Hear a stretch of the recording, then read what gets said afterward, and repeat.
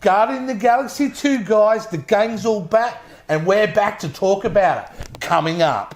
Live from the YK Studios in Adelaide, Australia, it's the Pop Culture Spread. Just who do you think you are? Well...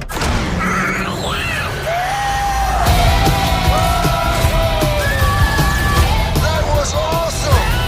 Yeah!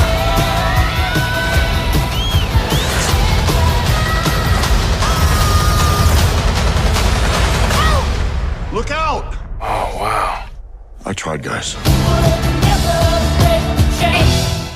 Hello, everybody. Welcome to another entry, our final entry into the Marvel Retrospective series. This is the show where we've talked about every movie in the Marvel Cinematic Universe. I'm Jason, and this is Rick. Hey guys, how are you? And today, Rick, to get us caught up to where we need to be for the Marvel Cinematic Universe, this puts us right back into Guardians of the Galaxy territory. Volume number 2. Volume 2. So, wow, I mean, like, this is certainly a mash hit, the first one, mate. Massive hit out there. Everyone loved it. We loved it. We reviewed it. We thought it was great.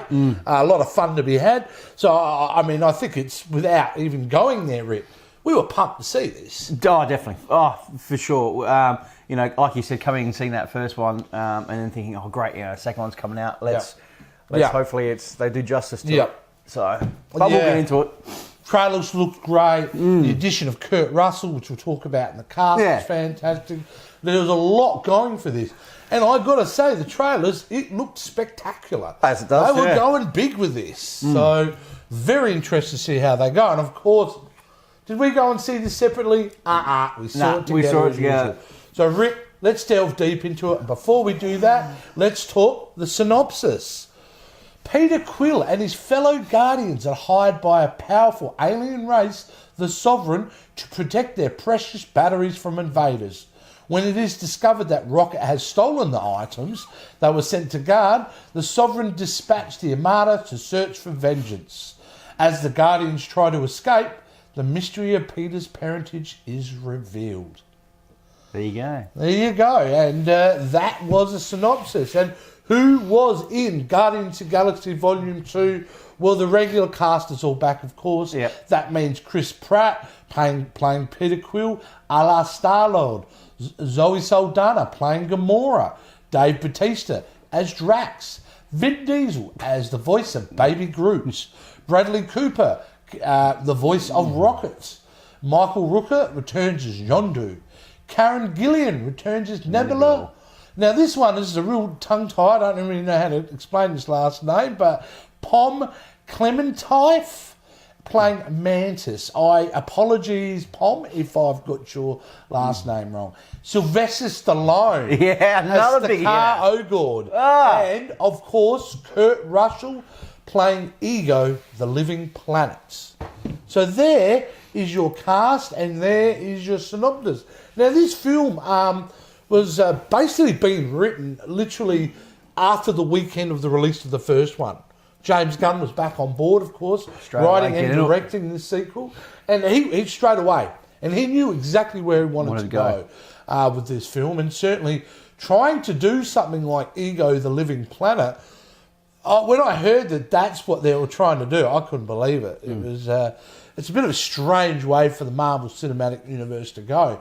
But nevertheless, in James Gunn's hand, let's see what they were going to deliver. And I remember seeing the first 5-10 minutes of this, Rick, and it's pretty well straight into, isn't it? Oh yeah, the straight opening scene is fantastic. You're in it straight away, you know, and they had that comedic side as well. You know, a bit of action comedic side. You know, Drax doing his thing that he does, and it was great. It was brilliant, mate. Did he have the best lines in this film? Oh, you know.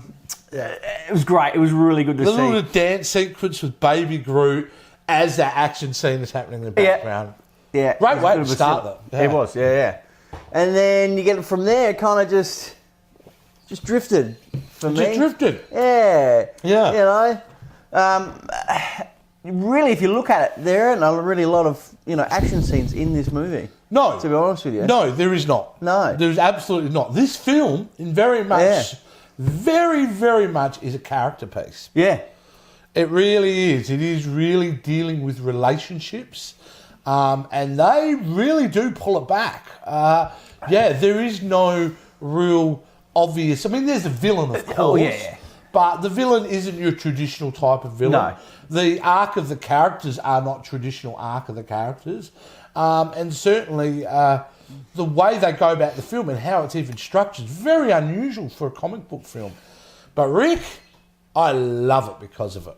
Yes, on that side I do. It was Absolutely really good. I love mean, it. there was a lot of people that were saying, "Oh, there wasn't enough action in it. It wasn't a traditional, superhero movie. You didn't see much of, Drax fighting or anything like that." No. But I like the direction that they went in. Definitely. Yeah. Don't get me wrong, guys. We're going to see all these guys kicking serious ass coming up in Infinity War. The sequel to the Avengers 4, in the third Guardians of the Galaxy. This was time for these characters to kind of deal with some of the problems that they've been facing. That's right. And a perfect time to craft a film like this. I really think it works on that level very, very well. And you can't also mistake, Rick, it's very funny. It is, yeah. I mean, it's hilarious. Yeah. Like we said, Drax steals a lot of this film. And Baby Groot's a massive standout for this movie as well. Yeah. He's, He has his funny moments. It just plays this out of control toddler in many ways, doesn't he? Yeah. So absolutely kind of phenomenal. So we get the introduction, and then, obviously this is spoilers, guys. If you're watching this, what are you thinking? Kurt Russell's his father. Yep. So we get to find that out. Another big hitter.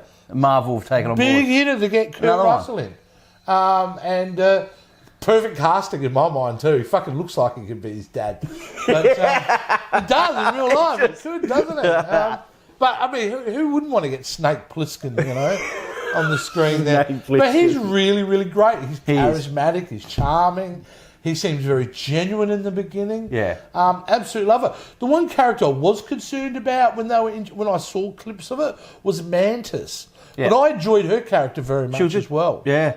Yeah. So I her, I guess, dynamics with Drax was really, really cool as well. Yeah. The relationship that they were building up was really, really fun. I love the fact that the banter Drax they were is having. Just convinced that this ugly she's thing's trying to sleep with him. Which is just hilarious. Very cool. Look, there's a lot of things that are working big time on this level. Yeah. And I also understand how some of the audience out there had mixed reviews about the film. I actually really, really think, no, this is a film that will last the time because it is different. Yeah. They did go in a different direction. Action scenes, there's not a hell of a lot of action really, it was only scenes. kind of the first and last of the movie, really. That's it. That's basically it. That's it. In between, there's the whole storyline. There's just really plot. That's right. And I found it absolutely fantastic. And I loved the reveal of what happened with Peter's mother. I thought it was wonderful as well. Overall, this film for me was a film I walked out of feeling a bit uncomfortable, but in repeat viewings, I'm convinced that this film is an original, great comic book film, in my opinion. Yeah. I mean, the thing for me was the end, for me at the movie, has a lot of questions, the ending. There's a lot of questions that are opened out. Which direction they're going to go? In what aspect of the ending? So there's a lot of things like, so if you look at, I guess take one of those things, with Peter and his father, they were saying Peter gets his powers from, the earth, the core brain, from ego. Yeah. So them killing ego into dust, does Peter lose his powers? He does. Or, I mean, if you inherit something from your father, his DNA, it's in you, that's it. Yeah. So I think Peter still has his powers. No, could. I think if you look in that way. Because in the movie he says it took him millions of years to develop those skills. And if he doesn't have the assistance of being in the environment... But which way are you going to go, you know? But maybe that's just smart script writing because they give the option to go either way. Yeah. And then I don't know if I want to see Star-Lord have magic powers all of a sudden, do you? I don't know. Which way, you know? Well, I don't. I like Star-Lord being Star-Lord. And I guess, you know, the whole scene that they had in Missouri when they had the blob come down and destroy that whole town, well, half the town. That is one of the sore points And then, in the film. you know, it kind of like, at the end, you know, when they killed him, it froze. That's it. Yeah, what happens to that? There was no Avengers. You didn't see anyone. You know, I was you know what I thinking that mean. too. Like no one came out to save. That's these such people. a cataclysmic event on the planet. They would have picked it up. And not even the Not Falcon even one. shows up. Yeah, like, don't worry about Mackie. But there was not one of them. But you know, it would have been nice to see maybe something. So how would they address that in the following movies that are going to come out? And was it necessary to have that scene? I wonder. I don't know. Really? Like, you know what I mean? I understand they started off in Missouri. And they started off there and they had a little scene. But you really need to go back later on and show Earth. Do you really? I mean, we're so off planet at that point. We're not even referencing Earth. So then to cut back to Earth to show that did seem very stilted. But how are they going to portray that? They've got to address that in the following coming movies. Maybe they do. Maybe it's a throwaway line in Infinity War or it's something else. I don't know. But you're right. That did leave some questions. There was that questions, and then there was Nebula. She left. She was to go kill Thanos potentially. But see, if you in the Infinity War comic book, what is happening with her character, with the direction she's going in now, I think will tie directly into Infinity War, because if they're going to follow what they did with her character from the comic books, it's not a good time for her coming up. So it'll be really interesting what they do with Nebula. Well, she tweeted that she's actually going to be in Infinity War. Yeah, I'm really thankful because she does in the comic book, and I'm okay if they completely change that. But man, she has a tough run in that comic book series. So does she face off with her father? So with Thanos? Well, yeah, I mean that's part of it. It's what she goes through is probably. So there's a lot of questions there, but you know, overall, I enjoyed this movie. Like you said, I was kind of the same way with you as well, Jace. Leaving the cinema, I was kind of feeling a little bit. Did I really enjoy it? Did I? You know, there was a few things, and I was thinking a lot of things, but rewatching it, it's a standalone. It's a real. As much as it's part of the MCU, it seems so significantly different than some of the other films, which makes Marvel films, is part of the recipe that what makes them great is their ability to make most of their films kind of separate from the others. And this is another example of them being able to do that. Overall, for me, though, Rick, I would say this film is an 8 out of 10. Yep. For me, I think that's where it sits nicely for me. I actually can't remember what I reviewed Guardians at. I'd have to look back. Around there. But I think it was around there. Is it as good as Guardians? I'd say no. But it's not terrible either. So 8 out of 10 I think is a pretty... Yeah, 8 out of 10. I'll stick with that. What do you think, Rick? For me, visually it was awesome. I loved it. There was some good scenes to it. Like you said... there's a couple of scenes that probably didn't really matter being in there. Yeah. But overall, try not to compare it to the first one. There are two separate movies. They are. It's definitely, like I said, like Jace was saying, it is more of a standalone. Yeah. Look, for me, I'd go 8.5. Yeah, for me. I love the 5 little endings at the end that they had. The pre-credits, the 5 of them, which were really, really cool. But yeah, for me, it was 8.5, definitely. Yeah. Absolutely. Well, still an enjoyable movie. Wow, Rick, that was Guardians of the Galaxy Volume 2, which is a weird thing to say. I mean, that we've already seen the sequel, and it was 6 months ago by now. Yeah. That the sequel came out. Yeah. So it's a strange, wondrous world that we live in the Marvel MCU, which now takes us right to the point, Rick, where we're up to date. That's it. The next film in the MCU was actually Spider-Man Homecoming, which was our full review, which is, of course, on the Pop Culture Spread channel, and be sure to check that out. But now the next film we will be reviewing will actually be Thor Ragnarok, which comes out at the end of October. We're currently at the beginning of October. So we'll be pumped to see that. Yes. That will be super exciting. I think the trailers and the visuals for that are out of this world. Amazing. So I cannot wait to see it. But until then, this wraps up our Marvel Retrospective series. We thank you all so much for tuning in and watching.